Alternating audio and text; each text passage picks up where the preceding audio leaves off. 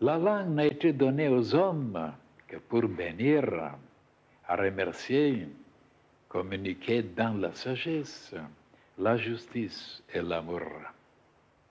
Ceux qui ignorent la valeur de cette richesse qu'ils possèdent la perdront un jour.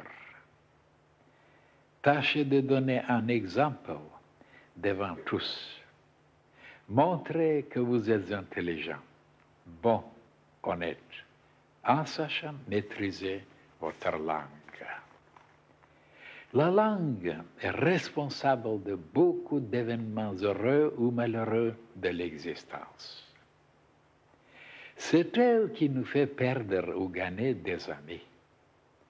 C'est pourquoi tâchez de toujours trouver un mot gentil pour chacun.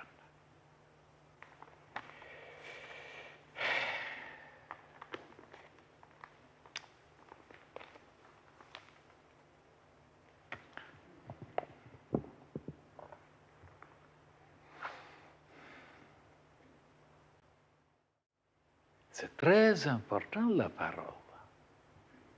Regardez maintenant dans le monde, dans la vie.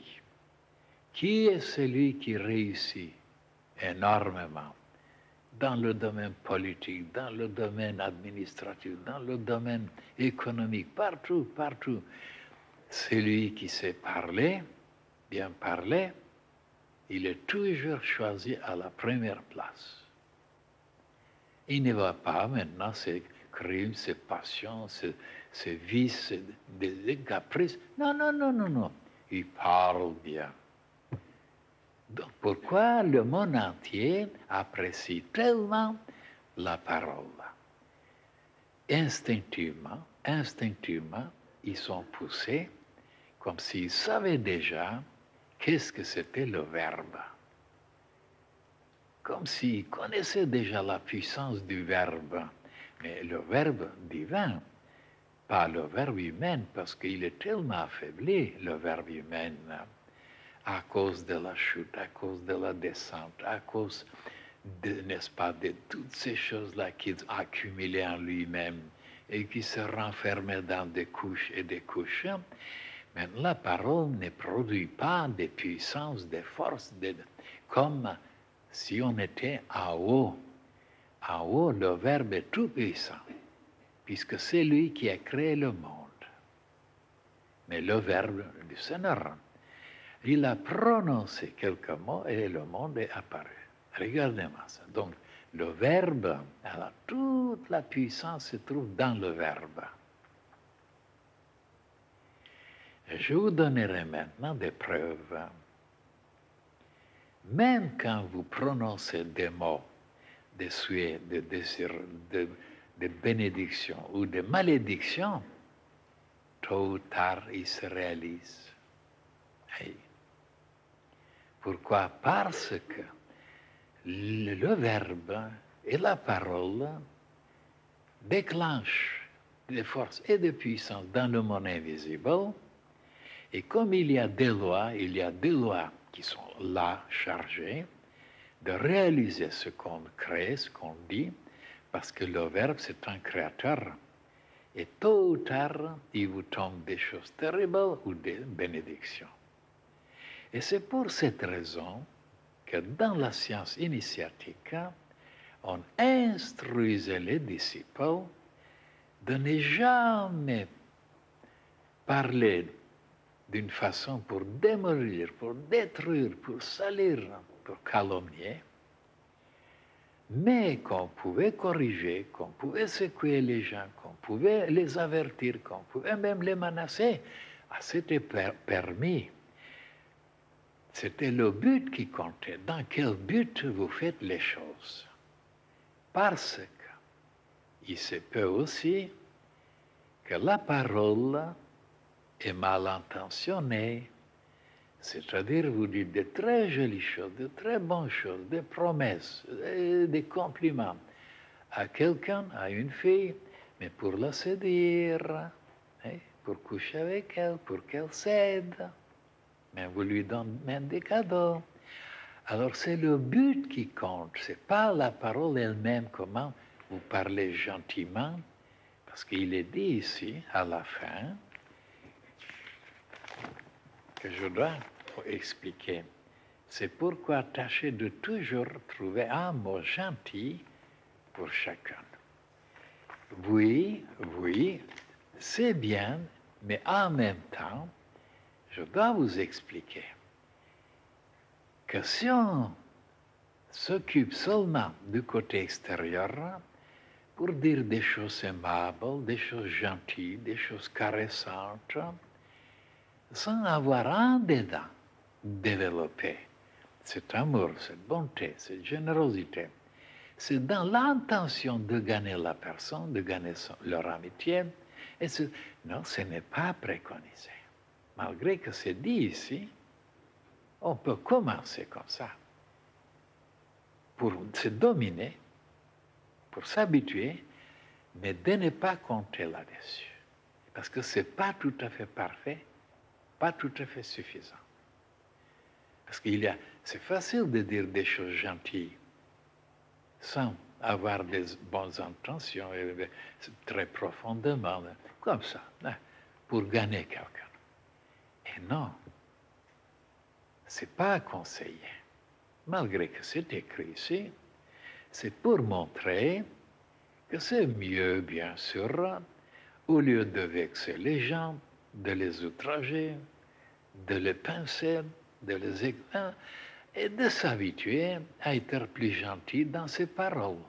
Mais c'est un degré, ce n'est pas suffisant. Il faut aller plus loin. En dedans, nous devons nous dominer, nous maîtriser, en dedans, dans nos pensées, dans nos intentions, dans notre but, que le but soit divin, le but, et non seulement les moyens. Et maintenant, le verbe. Qu'est-ce que c'est le verbe?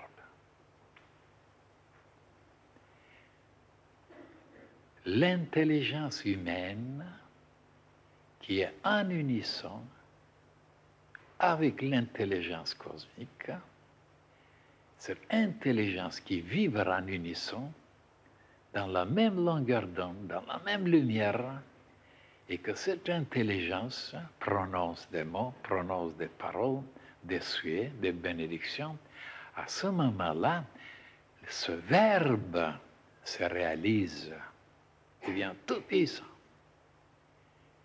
Tandis que la parole, pour qu'elle soit puissante, il faut qu'elle soit en accord, en harmonie avec la pensée.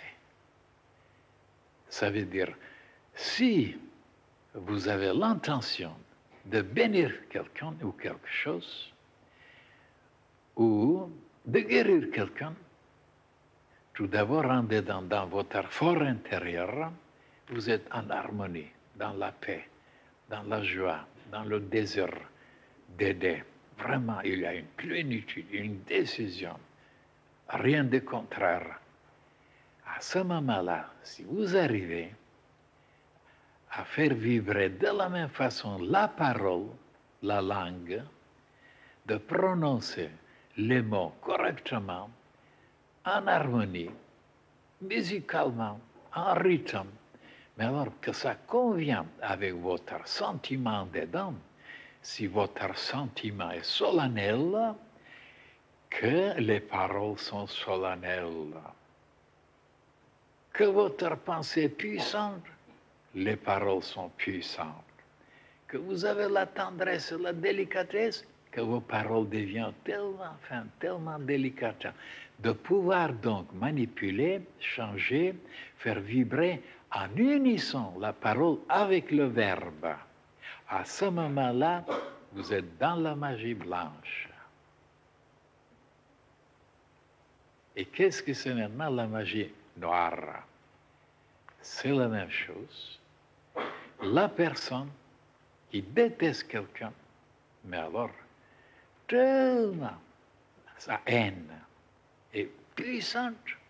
Et pendant ce temps, quand il nourrit, quand il exprime sa haine, sa méchanceté, sa colère, pour nuire, les paroles sont aussi vénéneuses, aussi terribles, aussi épouvantables que son sentiment. Et à ce moment, la magie noire est puissante aussi. Vous voyez? Eh bien, il y a des choses que les gens ne connaissent pas. Évidemment, on ne doit jamais travailler dans la magie noire. Parce que malgré qu'on peut arriver à obtenir certains résultats, comme surtout en Afrique, il y en a beaucoup de sorciers. Mais ici, en Europe aussi, elle s'est propagée aussi partout, partout, partout. Parce que le désir, le besoin d'obtenir beaucoup de choses dans le plan physique est tellement vivant, tellement puissant chez beaucoup de créatures que le raisonnement reste à côté. Ils veulent obtenir ceci, ils veulent obtenir cela, malgré que peut-être même ils peuvent savoir qu'il y aura des répercussions, il y aura des chocs en retour, mais ils ne peuvent pas s'arrêter. Parce que leur passion, leur désir est très fort et le raisonnement est très faible.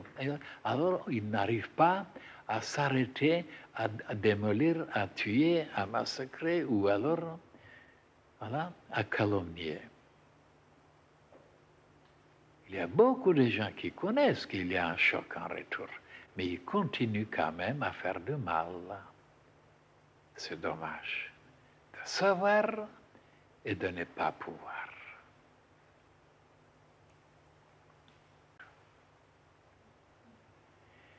C'est pourquoi il faut que vous sachiez que tout s'enregistre, tout est imprimé, et que tout le mal que vous pouvez prononcer au sujet de telle ou telle personne, alors un beau jour se reflète et on est puni. Vous pouvez me poser la question maintenant, vous direz, oui, mais il y a des cas dans la vie, on est obligé de révéler le mauvais côté de quelqu'un ou les activités ou des choses diaboliques qu'il a commis. Oui, on est obligé. Mais de leur dire, de leur raconter au point de vue de renseigner certaines personnes, mais sans mettre en dedans la haine, la méchanceté, la vengeance, et même de finir après pour ne pas être assommé, pour ne pas être touché, de finir avec le bon côté. D'ajouter que malgré ces choses-là, il y en a de bonnes qualités, de bonnes choses, voilà, ceci, voilà, pour neutraliser le choc que vous pouvez recevoir.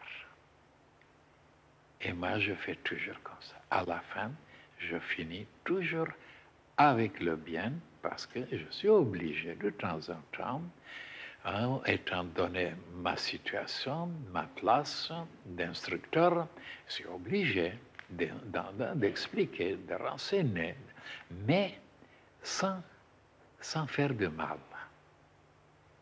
Et comme je surveille tout, et même si j'arrive, sans le vouloir, dire quelque chose de négatif, je ne suis plus tranquille après, ça peut m'arriver, et après je tâche d'arranger les choses, de récompenser la personne, de neutraliser les choses pour être de nouveau dans la paix. Tandis que la majorité des personnes, ils ne se préoccupent pas de réparer les choses. Ils sont même très contents d'avoir détruit quelque chose, dérangé quelque chose, sali quelque chose. Ils sont très fiers, très contents. Pourquoi?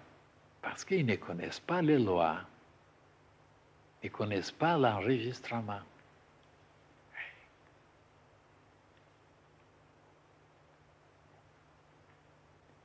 En qualité d'instructeur, c'est très délicat, c'est très compliqué. Pour pouvoir vous aider, je suis obligé de présenter, de montrer la nature humaine en général, comment elle est, pour que vous puissiez la connaître et prendre des précautions pour ne pouvoir jamais se plonger, s'abîmer, se noyer et se perdre. C'est ça, ce savoir qui peut nous sauver. de savoir le côté subtil de tout ce qui se passe,